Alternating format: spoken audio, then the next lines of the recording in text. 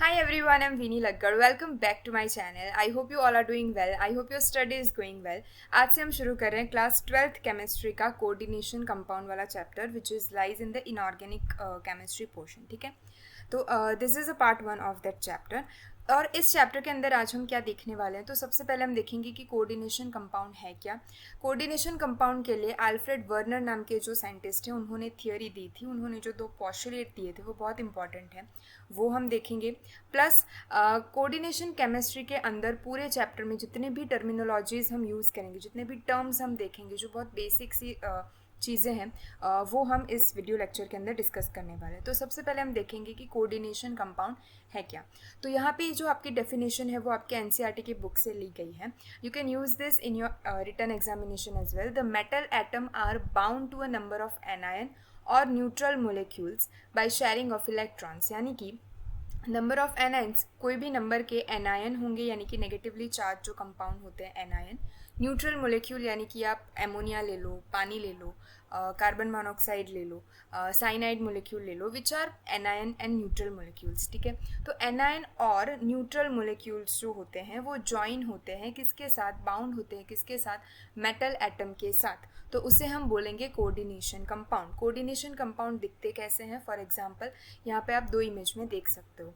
यहाँ पे जो मेटल है वो है क्रोमियम, जो 3 Cl के साथ, क्लोरीन के साथ बाउंड हुई है, तो इसे हम बोलेंगे क्रोमियम क्लोराइड का कोऑर्डिनेशन कंपाउंड. यहाँ पे कोबाल्ट जो है CO, वो एक मेटल है और वो 2 क्लोरीन एटम के साथ ज्वाइन हुआ है. ठीक है, आप देख सकते हो यहाँ पे प्लेटिनम है 4 क्लोरीन एटम के साथ और दो जो है वो हाइड्रोक्लोरिक एसिड के जो मोलिक्यूल है 2, उसके साथ बाउंड है. यहाँ पे NH3 एक न्यूट्रल मोलिक्यूल है. यहाँ पे हमने देखा कि न्यूट्रल मोलिक्यूल भी कोई मेटल के साथ ज्वाइन हो सकते हैं. एनायन एज अ क्लोरीन जो है Cl- हम लिखते हैं, तो Cl- as a anion, and ये जो NH3 है वो है एमोनिया, ये वो है न्यूट्रल मोलिक्यूल, तो वो जो है कोबाल्ट के साथ ज्वाइन हुआ है. तो इन सभी जो कंपाउंड है, ये सभी कंपाउंड है जिसके अंदर या तो एक न्यूट्रल मोलिक्यूल होगा, या फिर एक न्यूट्रल मोलिक्यूल होगा, या फिर नंबर ऑफ एनायंस प्रेजेंट होंगे जो मेटल एटम के साथ सीधे ज्वाइन हुए होंगे, तो इसे हम बोलेंगे कोऑर्डिनेशन कंपाउंड. ठीक है, चलिए अभी कोऑर्डिनेशन कंपाउंड के एग्जांपल आपके बुक के अंदर जो दिए गए हैं वो है chlorophyll, haemoglobin and vitamin B12. ठीक है, ये 3 मेजर जो आपके नेचुरल अकरिंग जो कंपाउंड है. क्लोरोफिल हम कहाँ पे देखते हैं, प्लांट में देखते हैं, प्लांट के अंदर क्लोरोफिल होता है. अभी क्लोरोफिल जो है वो कोऑर्डिनेशन कंपाउंड किसका है, मैग्नीशियम मेटल का है. मैग्नीशियम मेटल के साथ दूसरे भी कई एनायन और न्यूट्रल मोलिक्यूल लगे होंगे, तो मैग्नीशियम का जो कोऑर्डिनेशन कंपाउंड हम बोलेंगे वो हम क्लोरोफिल को एग्जाम्पल तरीके से ले सकते हैं. हीमोग्लोबिन किसका कोऑर्डिनेशन कंपाउंड है, Fe, आयन का. ठीक है, विटामिन B12 किसका कोऑर्डिनेशन कंपाउंड है, तो वो कोबाल्ट का कंपाउंड है. आप क्लोरोफिल, हीमोग्लोबिन और विटामिन B12 के अगर स्ट्रक्चर देखोगे तो आपको सेंट्रल मेटल एटम के तौर पे यहाँ पे मैग्नीशियम मिलेगा, हीमोग्लोबिन के अंदर आयन मिलेगा Fe, और विटामिन B12 के अंदर कोबाल्ट मिलेगा. इसीलिए एग्जाम्पल के अंदर इन तीनों को बोला गया है कि coordination compound of magnesium, ion and cobalt. ठीक है, ये आपको याद रखना है. आपको MCQ के जो क्वेश्चन होते हैं उसके अंदर ये आपको पूछा जा सकता है. कोऑर्डिनेशन कंपाउंड का यूज़ क्या होता है, तो साइंस के अंदर जो इलेक्ट्रोप्लेटिंग टेक्निक होती है, टेक्सटाइल डाइंग होती है, कोई भी अगर आप क्लोथ ले लो, कोई भी टेक्सटाइल ले लो, उसके ऊपर अगर आपको कलरिंग करनी है, ठीक है, उसको आपको कलरफुल बनाना है, तो उसके अंदर भी कोऑर्डिनेशन कंपाउंड यूज़ होते हैं. मेडिसिनल केमिस्ट्री, जो आप ड्रग्स लेते हैं, मेडिसिन जो आप लेते हो, उसकी केमिस्ट्री जो होती है उसके अंदर भी कोऑर्डिनेशन कंपाउंड का यूज़ होता है. ठीक है, डिटेल में जो यूज़ है इस चैप्टर के थ्रू हम बाद में भी डिस्कस करेंगे. तो ये बेसिक सी इन्फॉर्मेशन हो गई कोऑर्डिनेशन कंपाउंड की. अभी कोऑर्डिनेशन कंपाउंड के लिए सबसे पहले आप कहीं पे भी पढ़ लो, आप कोई भी लेवल में, आप MSc लेवल में पढ़ लो, आप BSc लेवल में पढ़ लो, जब भी आप कोऑर्डिनेशन कंपाउंड वाला चैप्टर पढ़ोगे, आप कोऑर्डिनेशन केमिस्ट्री पढ़ोगे, एक साइंटिस्ट का नाम आएगा वर्नर्स थ्योरी. यानी कि अल्फ्रेड वर्नर नाम के जो साइंटिस्ट हैं उन्होंने एक थ्योरी में मेंशन करा कि जो कोऑर्डिनेशन कंपाउंड होते हैं, उनकी थ्योरी यहीं से शुरू होती है कि जो कोऑर्डिनेशन कंपाउंड होते हैं उनकी 2 टाइप की वैलेंसीज होती है. ठीक है, सबसे पहली वैलेंसी है आपकी प्राइमरी वैलेंसी और दूसरी वैलेंसी को हम बोलेंगे सेकेंडरी वैलेंसी.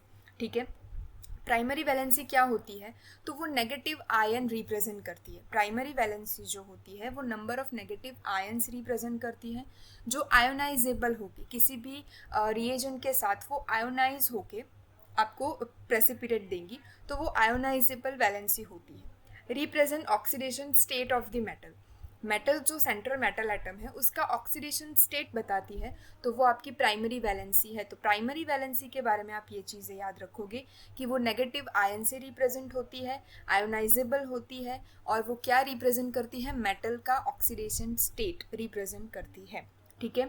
सेकेंडरी वैलेंसी जो होती है वो न्यूट्रल मोलिक्यूल और नेगेटिव आयन रिप्रेजेंट करते हैं। न्यूट्रल मोलिक्यूल यानी कि ammonia, then HCl, then water, ये जो सारे होते हैं वो न्यूट्रल मोलिक्यूल होते हैं, या फिर नेगेटिव आयंस भी सेकेंडरी वैलेंसी को कभी कभी रिप्रेजेंट करते हैं। सेकेंडरी वैलेंसी जो होती है वो नॉन आयोनाइजेबल होती है, उसे आप आयोनाइज नहीं कर सकते। Represent coordination number, coordination number जो होता है, जो आपके MCQ के अंदर बहुत बार पूछ लिया जाता है, वो रिप्रेजेंट करती है आपकी सेकेंडरी वैलेंसी। और जो सेकेंडरी वैलेंसी होती है वो एक फिक्स नंबर होती है पर मेटल। कोई भी पर्टिकुलर मेटल के लिए उसकी जो सेकेंडरी वैलेंसी है वो फिक्स नंबर होती है। ठीक है, कोई भी, वो हम आगे देखने वाले हैं। जैसे कि फॉर एग्जांपल यहाँ पे आपको मेटल दिए गए, ठीक है, ये वर्नर थ्योरी का एक पार्ट है कि कोई भी मेटल एटम आपको दिए गए, जनरली हम कोऑर्डिनेशन कंपाउंड के अंदर इन मेटल को यूज़ करते हैं, which is 3D series metal जो आप बोलते हैं। ठीक है, अभी यहाँ पे हमने देखा कि प्राइमरी वैलेंसी ऑक्सीडेशन स्टेट आपको डिनोट करती है, तो कॉपर +2 यानी उसका ऑक्सीडेशन स्टेट कौन सा हो गया, 2 हो गया। निकल +2 यानी उसका ऑक्सीडेशन 2 हो गया। क्रोमियम +3 ले लो तो ऑक्सीडेशन स्टेट उसका +3 हो गया।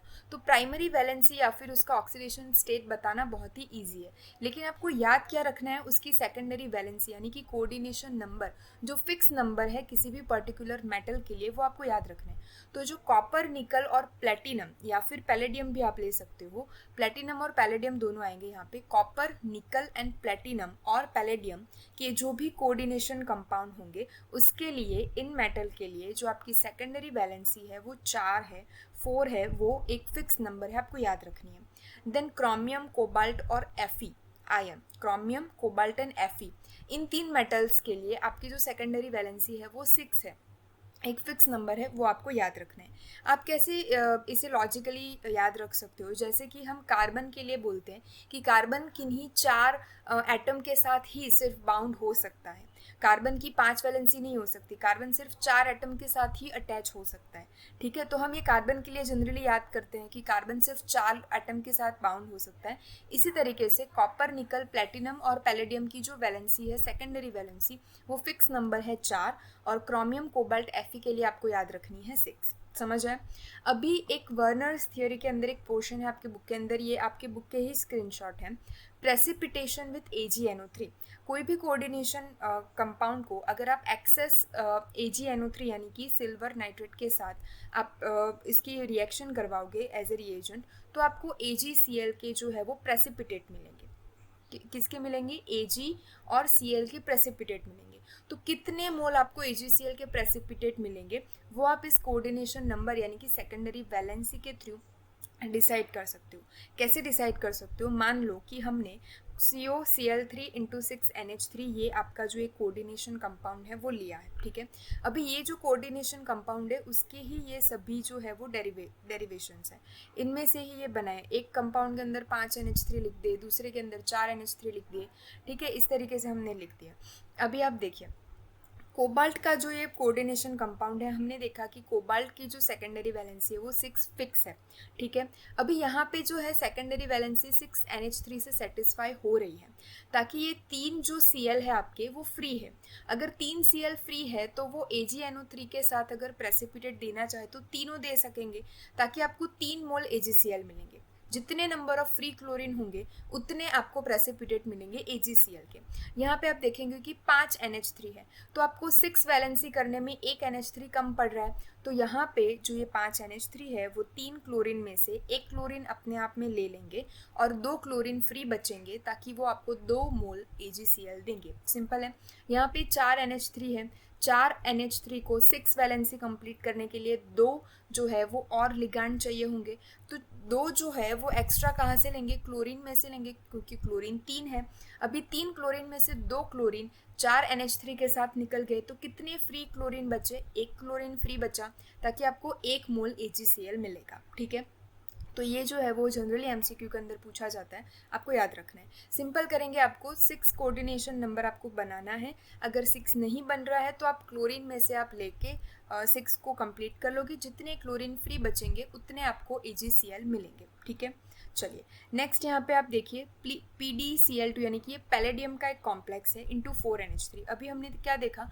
प्लेटिनम या फिर पैलेडियम का जो सेकेंडरी वैलेंसी है वो 4 है। ठीक है, फिक्स नंबर है। अभी यहाँ पे 4NH3 है, यानी कि 4 वैलेंसी जो है वो सेटिस्फाई हो रही है, इसीलिए यहाँ पे जो दोनों क्लोरीन है वो फ्री है, तो वो आपको एक्सेस AgNO3 के साथ 2 AgCl के प्रेसिपिटेट देंगे। ठीक है, यहाँ पे देखिए NiCl2 इंटू 6H2, हमने क्या देखा? निकल की जो वैलेंसीज है, निकल की वैलेंसी है वो कितनी है? 4 है। यहाँ पे तो 6H2 है, यानी 4 वैलेंसी ऑलरेडी उसकी सेटिस्फाई हो रही है। तो यहाँ पे जो क्लोरीन है वो ऑलरेडी फ्री है, तो 2 क्लोरीन अगर फ्री है तो वो AgNO3 के साथ 2 AgCl के प्रेसिपिटेट देगा। ठीक है, इन सभी को आप इस तरीके से करके देखोगे तो आपको सही आंसर मिल जाएगा। जितने क्लोरीन एटम फ्री बचेंगे उतने AgCl के प्रेसिपिटेट आपको मिलेंगे। सो that's it for the Werner's theory. अभी हम कुछ इंपॉर्टेंट टर्म्स है जो पूरी कोऑर्डिनेशन कंपाउंड की, जो भी कोऑर्डिनेशन केमिस्ट्री के अंदर हम यूज़ करने वाले हैं वो हम डिस्कस कर लेंगे। सबसे पहला टर्म है कोऑर्डिनेशन एंटिटी। कोऑर्डिनेशन एंटिटी हम किसे बोलेंगे? अगर कोई आपको कोऑर्डिनेशन कंपाउंड इस तरीके से लिख के दे दे तो इस पूरे कंपाउंड को हम बोलेंगे कोऑर्डिनेशन एंटिटी। उसे हम रिप्रेजेंट इस तरीके से करेंगे, इस चीज़ को खोल के, cobalt NH3 5 times into 3Cl है, उसे हम खोल के इस तरीके से लिख देंगे। तो ये जो पूरा हमने लिख के दिया ना, उसे हम बोलेंगे कोऑर्डिनेशन एंटिटी। ठीक है, सेकेंड है सेंट्रल मेटल एटम और आयन। सेंट्रल के अंदर जो आपका मेटल होता है उसे हम बोलेंगे सेंट्रल मेटल एटम। ये जो सेंट्रल मेटल एटम है वो आपकी जो NH3 है, क्लोरीन है, उसके साथ बाउंड है। तो जो भी मेटल एटम डायरेक्टली लिगैंड के साथ अटैच हुआ होता है उसे हम बोलेंगे सेंट्रल मेटल एटम। वो आप बहुत ही इजीली समझ सकते हो। चलिए नेक्स्ट है आपके लिगैंड। अभी लिगैंड के अंदर आपको बहुत सारी चीज़ें डिस्कस करनी है, इसीलिए मैंने इसका स्क्रीनशॉट ले लिया है। हाईलाइटेड चीज़ों को आप ध्यान रखोगे। When a ligand is, ligand यानी कि सेंट्रल मेटल एटम के साथ जितने भी एटम या फिर न्यूट्रल मोलिक्यूल और आयन जो बाउंड हुए होते हैं उसे हम बोलेंगे लिगैंड। ठीक है, when a ligand is bound to a metal ion through a single donor atom such as chlorine H2O NH3, एक ही इलेक्ट्रॉन का डोनेट करते हैं। अगर ऐसे कोई मोलिक्यूल के साथ सेंट्रल मेटल एटम जुड़ा हुआ हो तो उस लिगैंड को हम बोलेंगे यूनिडेंटेड। ठीक है, यूनि यानी कि 1। अगर यहाँ पे आपके पास 2 डोनर एटम हो, फॉर एग्जांपल इथिलीन डायमाइन, ये जो है इथिलीन डायमाइन के अंदर 2 नाइट्रोजन एटम जो है वो आपके डोनर एटम है, and that's why for example यहाँ पे ऑक्सोलेट जो है उसके अंदर भी आपको 2 डोनर एटम देखने को मिलेंगे। That's why it is called didentate, di यानी कि 2। ठीक है, ethylene diamine tetra acetic acid, ये जो होता है EDTA है। EDTA आप बहुत बार यूज़ करोगे तो वो हेक्साडेंटेड लिगैंड है, बहुत इंपॉर्टेंट है। इसका जो फुल फॉर्म है वो कई बार पूछा जा चुका है, ethylene diamine tetra acetic acid या फिर टेट्रा एसीटेट। तो इसे हम बोलेंगे हेक्साडेंटेड। इसके अंदर जो 6 एटम होंगे वो इलेक्ट्रॉन डोनेट कर रहे होंगे, किसको? मेटल को। दैट्स वाई इसे बोलेंगे हम hexadentate ligand. Bind through 2 nitrogen and 4 oxygen atom to a central metal atom. EDTA के अंदर जो है वो 2 नाइट्रोजन एटम डोनेट कर रहे होंगे और 4 ऑक्सीजन एटम डोनेट कर रहे होंगे। टेट्रा एसिटिक एसिड यानी कि 4 COOH होंगे, तो वहाँ पे 4 जो है वो ऑक्सीजन एटम होंगे और 2 जो होंगे वो आपके नाइट्रोजन होंगे। ठीक है, तो इसीलिए उसको बोलेंगे हेक्साडेंटेड। ठीक है, चलिए when a di or polydentate ligand use it 2 or more donor atom simultaneously to bound a single metal atom, it is said to be chelate ligand. Chelate ligand किसे बोलेंगे? एक लिगैंड के अंदर 2 या 3 से ज़्यादा, यानी कि डाई और पॉलीडेंटेड ज़्यादा एटम जो होते हैं, 2 से ज़्यादा, 3 से ज़्यादा आपके जो एटम होते हैं वो डोनेट करते हैं इलेक्ट्रॉन को, तो उसे हम बोलेंगे किलेट लिगांड। और number of such ligating group is called denticity. ठीक है, लिगेटिंग जो ग्रुप होते हैं, कितने लिगेटिंग ग्रुप उसके अंदर प्रेजेंट है, उसके नंबर को हम बोलेंगे denticity of that ligand. Ligand which has two different donor atom, donor atom उसके अंदर दो डिफरेंट है, कोई भी एक लिगांड है इसके अंदर दो एटम है जो डोनेट कर सकते हैं electron. Either of the two ligand in the complex is called एम्बीडेंटेड ligand. दो डोनर एटम अगर हो आपके पास, उसके अंदर से कोई भी एक, फॉर एग्जांपल यहाँ पे आपको NO2 माइनस की बात की गई है, तो NO2 के अंदर ईदर थ्रू नाइट्रोजन, नाइट्रोजन के थ्रू डोनेशन होगा या फिर ऑक्सीजन के थ्रू डोनेशन होगा, तो उसे हम बोलेंगे एम्बीडेंटेड। एम्बीडेंटेड किसे बोलेंगे, कोई भी एक लिगांड है इसके अंदर दो डोनर साइट प्रेजेंट है, एक टाइम पे सिर्फ एक ही साइड से डोनेशन होगा इलेक्ट्रॉन का। जैसे कि नाइट्रोजन के NO2 के अंदर हमने देखा कि नाइट्रोजन एंड ऑक्सीजन दो डोनर साइट है, लेकिन या तो नाइट्रोजन के थ्रू डोनेशन हो रहा होगा या तो ऑक्सीजन के थ्रू डोनेशन हो रहा होगा एक टाइम पे, तो उसे हम बोलेंगे एम्बीडेंटेड। यहाँ पे थायोसाइनाइड आयन है SCN, यहाँ पे जो नाइट्रोजन है वो भी डोनेट कर सकता है इलेक्ट्रॉन, सल्फर जो है वो भी डोनेट कर सकता है। ठीक है, तो इधर सल्फर के थ्रू डोनेशन हो रहा होगा या फिर नाइट्रोजन के थ्रू डोनेट हो रहा होगा, तो इसे हम बोलेंगे एम्बीडेंटेड लिगैंड। ठीक है, चलिए अभी कोऑर्डिनेशन नंबर हम किसे बोलेंगे, तो number of ligand directly attach to central metal atom. Central metal atom के साथ जितने नंबर ऑफ एटम, जितने नंबर ऑफ मोलिक्यूल और आयन जुड़े हुए होंगे डायरेक्टली, उसे हम बोलेंगे कोऑर्डिनेशन नंबर। यहाँ पे आप देखोगे कि निकल जो है आपकी एटम, निकल जो मेटल है उसके साथ NH3 जो मोलिक्यूल है, न्यूट्रल मोलिक्यूल है, वो 4 जुड़े हुए, 4 NH3 है, तो उसका कोऑर्डिनेशन नंबर कितना होगा, 4 होगा। प्लेटिनम के साथ 6 क्लोरीन जुड़े हुए हैं, तो इसका कोऑर्डिनेशन नंबर होगा 6। कोबाल्ट के साथ EN यानी कि इथिलीन डायमाइन, जिसको हमने बोला डाइडेंटेड या फिर बाइडेंटेड बोला, ठीक है, तो वो 2 इलेक्ट्रॉन दे सकता है, तो इसकी वजह से 3 अगर इथिलीन डायमाइन जुड़े हैं तो उसको हम बोलेंगे 3 × 2 करेंगे, क्योंकि वो बाइडेंटेड है, तो 3 × 2 करेंगे तो उसका कोऑर्डिनेशन नंबर आएगा 6, क्योंकि वो बाइडेंटेड है। अगर मोनोडेंटेड लिगेंड होंगे तो उसका हम नंबर एज इट इज़ लेंगे, क्योंकि NH3 और क्लोरीन सिर्फ एक इलेक्ट्रॉन ही डोनेट कर सकते हैं। EN जो है वो इथिलीन डायमाइन, जो हमने पीछे देखा कि वो दो उसके अंदर नाइट्रोजन एटम है जो दोनों डोनर है। ठीक है, अगर उसकी डेंटिसिटी 2 है तो वो 2 इलेक्ट्रॉन डोनेट करेगा, दैट्स वाई उसका कोऑर्डिनेशन नंबर जब हम लिखेंगे तो 2 से मल्टीप्लाई करेंगे। 2 × 3 जुड़े हुए हैं EN, यानी कि 2 × 3 = 6। अगर यहाँ पे ट्राइडेंटेड होगा, मान लीजिए कि EDTA जुड़ा हुआ है, तो EDTA हमें पता है कि हेक्साडेंटेड है, तो यहाँ पे हम 6 × 3 करेंगे, क्योंकि 3 EDTA जुड़े हुए हैं, तो 6 × 3 करेंगे तो आपको 18 मिलेगा उसका कोऑर्डिनेशन नंबर। ठीक है, तो इस तरीके से हम कोऑर्डिनेशन नंबर को फाउंड करते हैं। चलिए, कोऑर्डिनेशन स्फीयर किसे बोलेंगे, कोई भी कोऑर्डिनेशन कॉम्प्लेक्स को जब हम इस तरीके से लिखते हैं लाइक दिस, ठीक है, स्क्वायर ब्रैकेट के अंदर हम इसे लिखेंगे। फॉर एग्जांपल यहाँ पे K4 FeCN 6 है, तो Fe सेंट्रल मेटल है, उसके साथ 6 आपके CN जुड़े हुए हैं, और उसे हम इस तरीके से ब्रैकेट में क्लोज करके लिखेंगे, तो इसे हम बोलेंगे कोऑर्डिनेशन स्फीयर।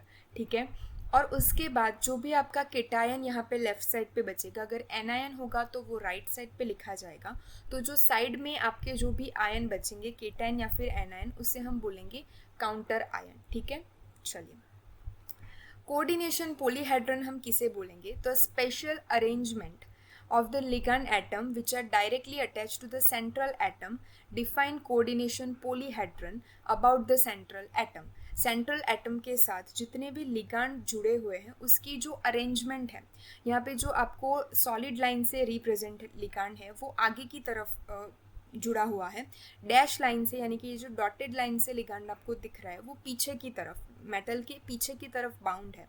तो आगे पीछे करके या फिर प्लेन में जिस तरीके से अरेंजमेंट की गई है लिगांड की, उसके हिसाब से ये जितने भी आपके कोऑर्डिनेशन कंपाउंड होंगे उसकी ज्योमेट्री मिलती है, उसकी शेप मिलती है, उसे हम बोलेंगे कोऑर्डिनेशन पॉलीहेड्रन। ठीक है, अगर मेटल के साथ 6 लिगेंड जुड़े हुए होते हैं तो उसे हम बोलेंगे ऑक्टाहेड्रल।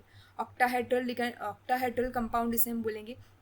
अगर 4 लिगैंड जुड़े हुए हों और वो इस तरीके से जुड़े कि एक आगे है एक पीछे और 2 जो है वो प्लेन में है, तो उसे हम टेट्राहेड्रल बोलेंगे।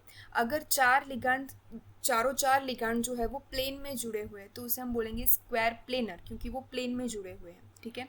अगर 5 लिगैंड आपको दिखे 1 2 3 4 और 5, उसमें से जो 2 लिगैंड हैं एक आगे और एक पीछे अगर हो तो उसे हम बोलेंगे ट्राइगोनल बाइपिरामिडल।